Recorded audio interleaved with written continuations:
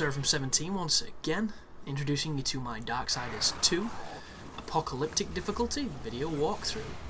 We are entering the Lost Temple, and as you can see, I'm laying the smackdown on some of these tiny dudes. So I'm once again with my girlfriend on this commentary, and we'll probably go off tangent onto some ridiculous topic, but before I do, there's a couple of things I need to speak about that we've missed. So you'll notice my secondary weapon here. Did you notice it? I was looking at my phone. There you go. This is the type of mentality I'm working with, folks. I was looking at my phone. Sorry. So you should be, bitch. But what my secondary weapon is arm blades, and I think I've mentioned previously that it's my favourite weapon in the game. And the reason for this is the charge attack fires a sonic boom. It fires this projectile that does not only a lot of damage, but it can also hit people at a distance. So there are certain fights in this game when you're up against big enemies, multiple enemies, sometimes small enemies, but they're difficult, and they'll bum rush you. So the entire strategy turns into running away, getting a few hits, running away, and you're constantly on the back foot from these enemies, and it's frustrating because you can't fight the way you want to. Or that's how I found it anyway. The one good thing about these blades is when you're backing away, you can start charging this attack, and this attack's going to fly out and clip these people. It can hit numerous guys and deal massive damage, so it gives you this weapon that allows you to both play defensively but also be extremely damaging.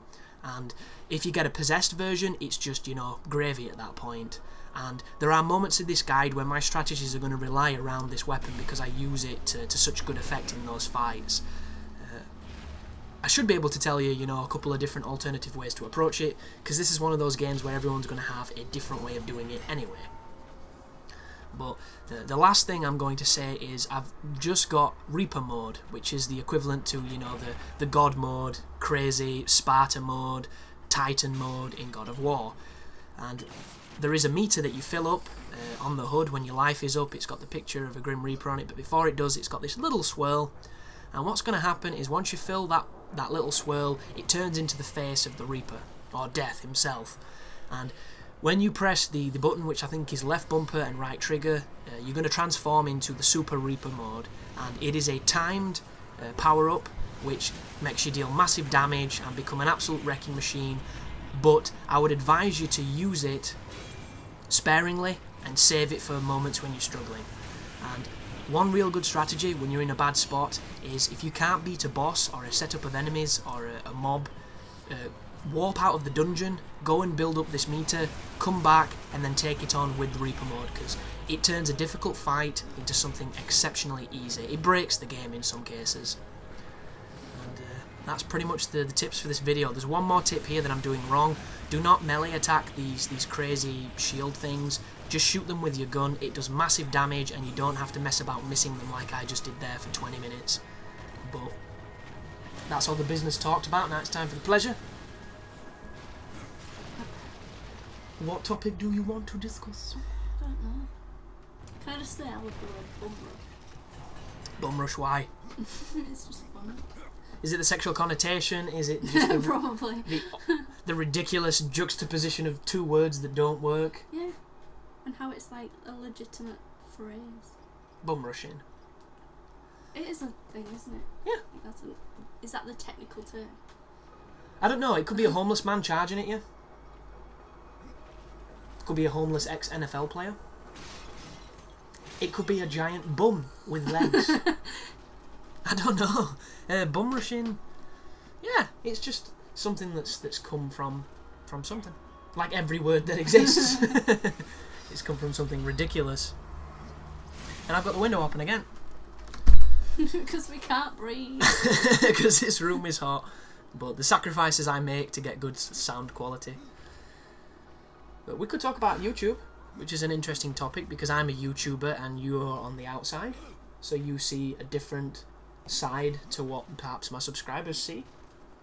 If there's any observations that you could make. Like the amount of work you put in to start. Well, yeah. Do you want to talk about that? I get neglected, guys. I hope you realise this.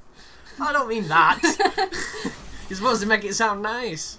No, not neglected in a bad way because I'm not normally here. But yeah, I mean, you work really hard for this, and can't argue with that. I think You're very, very lucky to have someone like me who sees it as work. That is a very good statement.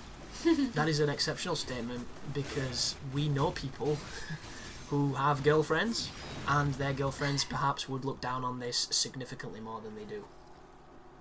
Yeah, like me not trying to explain it to my parents, because I don't feel like I have to explain you. But my mum asks about things like this, and it's difficult. She's now I've mentioned the partnership and money and things. She sees it as being a more legitimate thing. Time sink. But then she doesn't understand YouTube and that sort of stuff anyway. Yeah. Oh, I get that completely. Like when I talk to my mum has absolutely no context what it means. All she thinks is that I'm wasting time that could be spent getting a job. That's literally it. She thinks that I should be focusing all this time on and going into something I completely hate just for that wage, which there's merits in that, because that is something that I'm probably going to end up doing anyway. But alongside this, not instead of this. Exactly, yeah. That is the distinction, and it's a distinction that a lot of people don't have, and I think it's because the way that our society and our culture works, especially where we come from, in this area, a lot of people. They didn't go to college because they couldn't afford it at the time. They immediately came out of school at 15 and 16, and because what their parents did was enforced on them, they immediately went out, got a job, and they lived for the weekend. I also think that the majority of that is because they hated school. Like Yeah. The majority that I know that didn't go to college was because they hated teachers and the school was shit, and they didn't want to do that again. And a lot of that comes from because they couldn't perform as they would have liked, probably. Because there's got to be frustration, you know, from going into an institution to learn and just not being able to do it. Because, like, you're a fucking monster. You are an academic phenom, absolutely disgustingly enviable person when it comes to anything relating to intelligence and learning and schooling, and it makes you want to punch it. So, which you might not get from me speaking on these videos, because I sound like a right retard. Exactly. She sounds like a retard, but she's actually quite clever. And the problem... It's always come fairly naturally. That is it. That's exactly it. You're the person that it... Well, not necessarily just you, because one thing I've mentioned before on videos about your gift, because it is a gift, and I do believe academia is a gift, because to me it's a binary thing.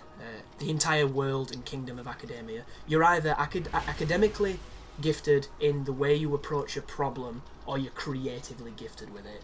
So you get these people who, like myself, I would put myself on the other side of this argument, where I understand what they want from me in the brief and the boxes that you have to tick, but because of my drive and my creativity, I go more on what I want to do and how I can change the brief into what I want.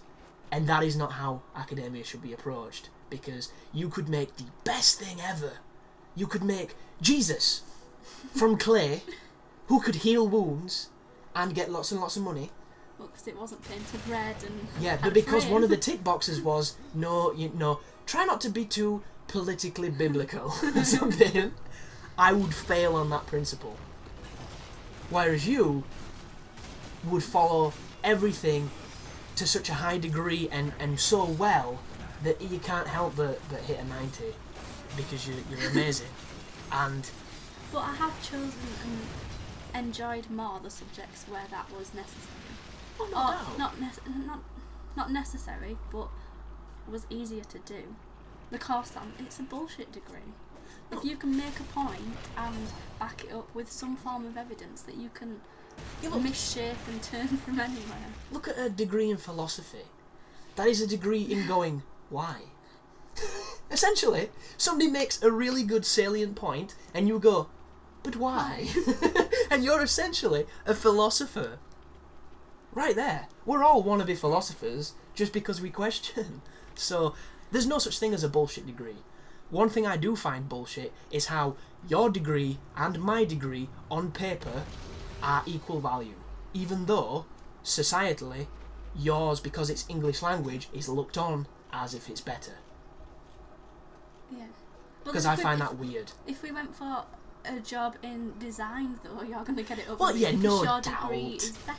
No doubt. But do you know what I mean? What I'm saying is, on paper, a degree in David Beckham the douchebag that is the illiterate, amazing footballer who's so old now he has to cover himself in tattoos and fucking work out so he can get on aftershave commercials. You can get a degree in this man. This man that is as simple as a cloud. You can get a lot of ridiculous... Someone told me the other day you can get a degree in Harry Potter. You can. Holistic remedies. All the medicines that didn't fucking work. Can you get a David Beckham degree in this country, or is that American? It might be American, I'm not too sure. Because I'm sure... I don't know if it's an entire degree, but someone was at my uni was saying that I think it's somewhere in Scotland where one of the modules is on Harry Potter entirely. But there's a part of me that loves that and hates it at the same time. But to wrap up, because this video is growing too long, a degree on paper, regardless of what it is, intrinsically is the same value. But people and prospective employers value them differently. Because, for instance, if you tell your family that you're going to go into either English, maths or science, they're a happy family. If you tell them that you're going to do music and drama and I want to be a rock star, you're probably going to get a fake smile and then shame. Because it's looked on as a lesser thing, when it's not, but it's just because the way that people believe and the way that people have been taught to believe look on it as. Lower. Yeah. Which is a shame. It is a shame. But we're going to have to continue this in the next video because we're out of time. So thanks for watching, guys, and you take care now.